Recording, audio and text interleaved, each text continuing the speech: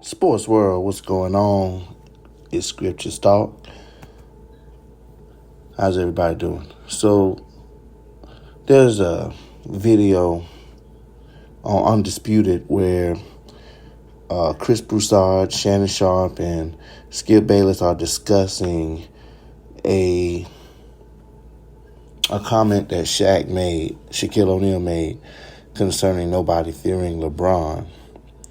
And it's pretty interesting. So what we're doing is, this will be part one. It'll be 3 parts. I'm going to go over Chris's take, Shannon's take, and then I'm going to go over Skip's take.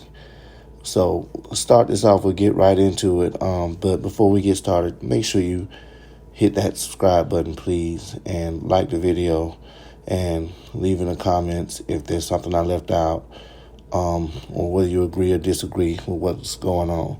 So I'll be right back. Take a listen to what Chris has to say real quick.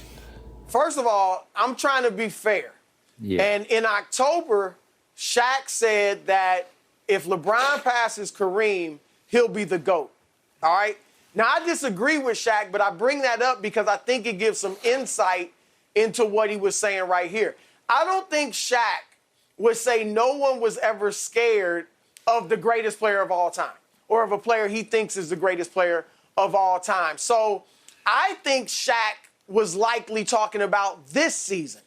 And because, remember, he was talking about it, and then the example he used of a player who people did fear was Giannis.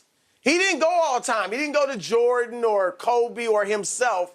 He went to a modern-day player. So I believe Shaq was talking about this season, no one was scared of LeBron. And I would agree. And I would honestly say any great young player or very good young player, you shouldn't fear anyone who's 37 and in his 19th season. Right. I don't think anybody feared Karl Malone or Kareem when they were at that part, KG, Jason Kidd, when they were at that point in their career. So I would agree with Shaq if he's talking about this year. But let's address if he's talking about ever. Like, they never feared LeBron even when LeBron was at his height. Well, I think DeMar DeRozan and the Toronto Raptors would beg to differ, because they shuddered at the thought of playing LeBron James in the Eastern Conference all those years. Some would even say Draymond sitting in the parking lot crying in 2016, begging Kevin Durant to come play with him, was a sign that they feared LeBron James, not just Draymond, but KD. KD going to Golden State because LeBron owned KD when KD was in Oklahoma City. And so I disagree with Shaq that no one ever feared him. Now, Michael Jordan, Kobe Bryant, LeBron James, different personalities for sure. LeBron's nicer, he's friendlier, he's obviously more like Magic, right? He smiles and things like that. So I get that. I'll leave you guys with this. A former player who was an all-star perimeter player that faced LeBron and Kobe in their primes, he told me the difference between playing against Kobe and LeBron was like the difference between fighting Mike Tyson and Floyd Mayweather. And playing Kobe was like fighting Tyson. Playing LeBron was like fighting Floyd Mayweather. You knew you were going to lose in both cases, but it was going to hurt a lot more if you lost to Tyson or if you played Kobe, because Kobe was going to go for your jugular. He was going to try to embarrass you and all that. And LeBron, this player said, you playing against him, he's going to get the best of you, but it's not going to hurt as much. So I do think there's different personalities, and it's a spectrum as far as killer instinct. But as far as fear, I just think the evidence is too overwhelming that guys definitely feared LeBron James when he was at the height of his powers. Okay, so one of the things I noticed is that Chris did a really nice job attempting to spin what Shaq said into a this season comment, as opposed to Shaq saying that as an overall comment about LeBron being feared. He also looks at it, he uses the term modern day players instead of just go ahead and saying overall. No, there's no fear for a 37-year-old LeBron in his 19th season.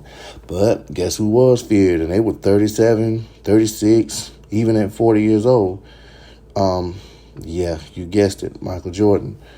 So I'm wondering what Nick had to say after he heard this comment by Chris. The analogy of Tyson versus Mayweather, that was a pretty cool spin, because, yeah, I probably couldn't beat either one of them, but I'd rather take the punches from Mayweather than Tyson. So I feel where Chris was going with that. But him saying that it was a this year thing just because he mentions Giannis and not the other players that LeBron has ever played against, I don't totally agree with that. I really think that nobody's fearing him. And, I mean, it's not, well, I don't know. It might be a fault of LeBron's, because me being blessed to have seen basically Michael Jordan's entire career and LeBron's entire career, I could definitely say that those two eras are different, and that Michael inspired a lot more fear in his opponents. Doesn't mean that, to me, doesn't mean that anybody didn't fear him. Look at the Pistons. Look at the Knicks. Even look at the Pacers. Definitely the Celtics when Michael was in his rookie year. Even the freeze-out game, the freeze-out All-Star game, I don't think that's because they feared him. That was more because they were annoyed with him. But, yeah, Mike has some detractors. But at the same time, if we're talking a fear factor versus him versus LeBron, Mike definitely had that edge. And it does have its advantages psychologically when you have more opponents fearing you than not. So I'm giving that edge to Mike. Not to say that Mike had anything to do with this, but as we all know, it all comes down to LeBron versus Mike, and there really shouldn't even be a debate at all. But they just have to constantly keep putting this debate to rest. People like Chris Broussard, people like Charles from Dreamers Pro, even people like Too Raw for Sports.